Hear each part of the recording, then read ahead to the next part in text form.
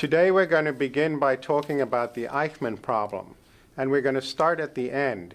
You'll recall from last time that I told you that in 1961 the Israeli Secret Service, the Mossad, discovered that Eichmann was living under an assumed name in Buenos Aires. They went there and kidnapped him, brought him back to Israel, charged him with crimes against humanity, crimes against the Jewish people, and tried him. This is how it ended. כמה ימים מראש?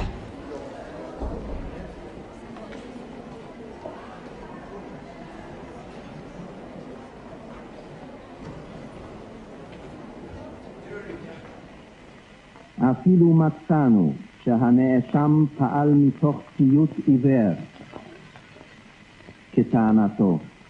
עדיין היינו אומרים שאדם אשר השתתף בפשעים בממדים כאלה במשך שנים חייב לשאת בעונש הגדול ביותר הידוע לחוק.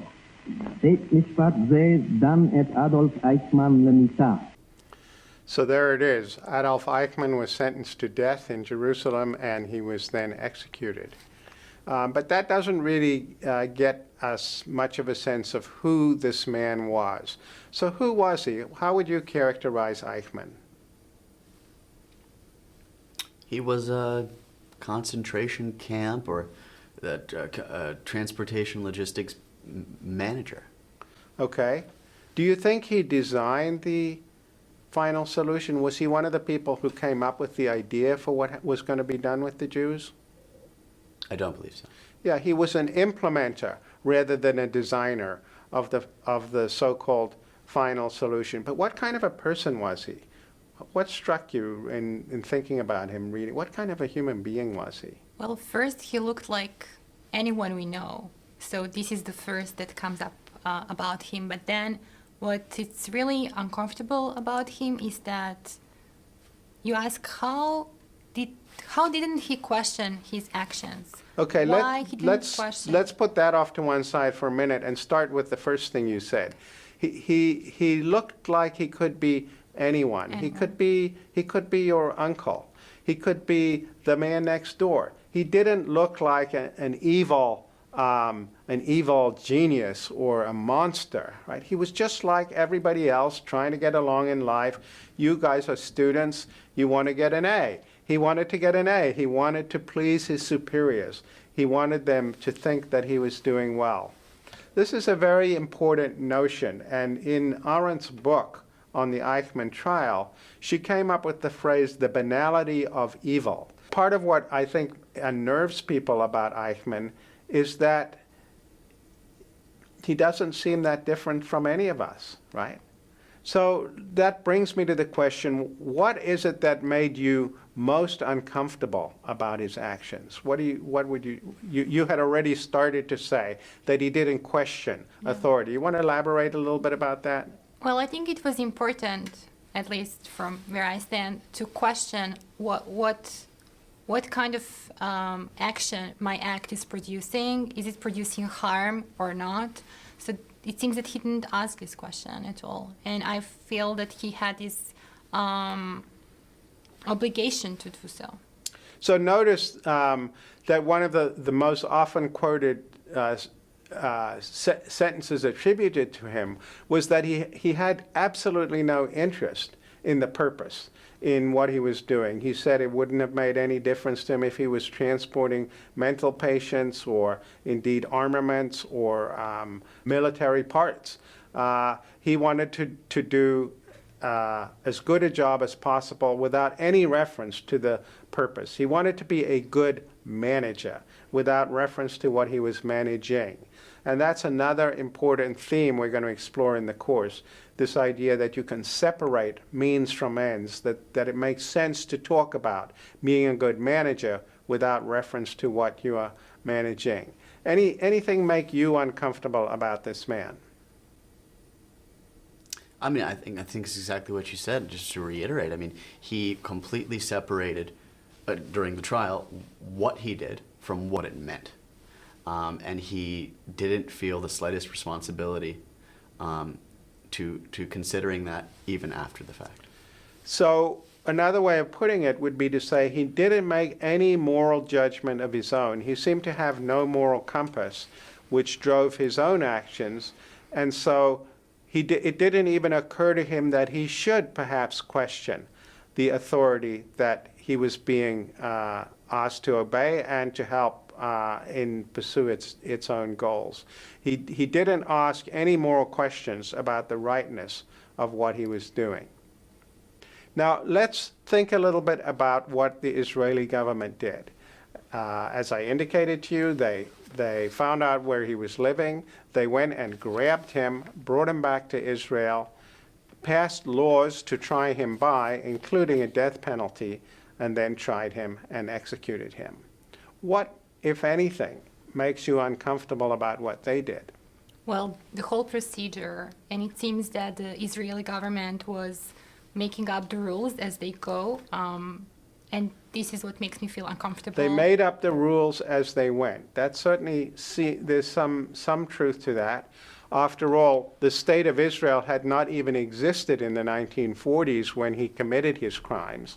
So he was being tried by a country that didn't exist, in a legal system that didn't exist, and even within the existing Israeli legal system, they made changes. They brought back the death penalty. They defined crimes that had not previously been defined in the Israeli legal code.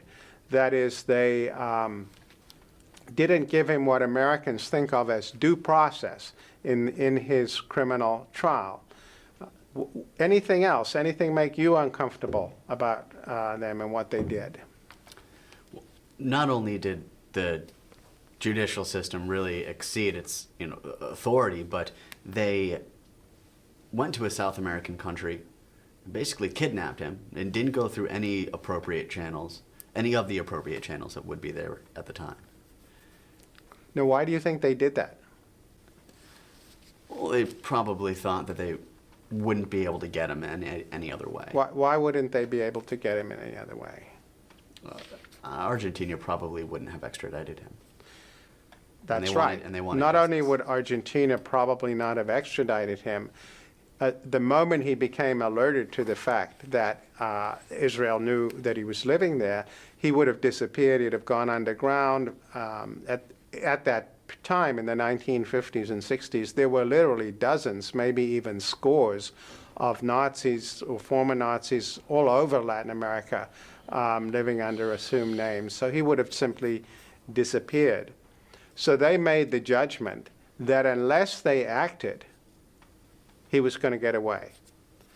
And so it wasn't a question in their minds of going through the appropriate legal channels. It was doing this or seeing a massive injustice, seeing this man who they were convinced was responsible for horrendous atrocities during the Second World War escape justice. And so they simply acted. Let's think about another couple of more recent instances during which governments have acted in order to enforce justice as they saw it. In June of 1999, NATO decided to bomb Kosovo to protect the Kosovo Albanians from imminent ethnic cleansing. But what was notable about this exercise was that they didn't have UN Security Council authorization for doing it. It would have been opposed by the Russians and probably the Chinese as well, who have veto power in the Security Council. And not only that, they had actually violated the UN Charter, because the UN Charter only activates NATO if a member country is threatened with imminent attack, and nobody was threatening to attack a NATO country. What they saw was that this was about to happen, and NATO just did it. They just went in there and acted. And they did it because they thought it was the right thing to do. In the same way, or in certainly a comparable way, as Israel thought it was the right thing to do, to violate international law, to violate Argentinian law, and simply go after Eichmann and give him his comeuppance. And interestingly, after the Kosovo affair, an international tribunal was established in August of 1999 on the initiative of the Swedish Prime Minister, and it reported, very interestingly from our point of view here in this course, they concluded that the NATO military intervention in bombing Kosovo was indeed illegal, but they said it was illegal but legitimate. Illegal but legitimate. Think about that. How could something be illegal and legitimate at the same time? Well, it's an interesting question. I mean, laws could be put in place by any given country, but it doesn't necessarily mean that they're recognized internationally. I think that's right. And but even if they were recognized internationally, would that make it legitimate? Perhaps not. Theoretically, I guess it all boils down to some sort of overarching moral code. Whose overarching moral code is the question. I think you put it very well. I mean, another example we could talk about is in 1994, when there was the slaughter going on in Rwanda. The Clinton administration in the U.S. was largely wringing its hands but not doing anything as a result of the failure to intervene. Somewhere between 800,000 and 1 million people were slaughtered in Rwanda during that genocide. And this is the kind of situation where, as somebody once said, what you have to do is recognize that you're going to have to ask for forgiveness rather than permission. Because if you ask for permission, by the time you get permission, if you ever get it, the disaster will already have occurred. And so this is this idea that when moral considerations are sufficiently compelling, it becomes unavoidable that you make the decision to act, and you recognize that what you're doing is illegal, but there it is.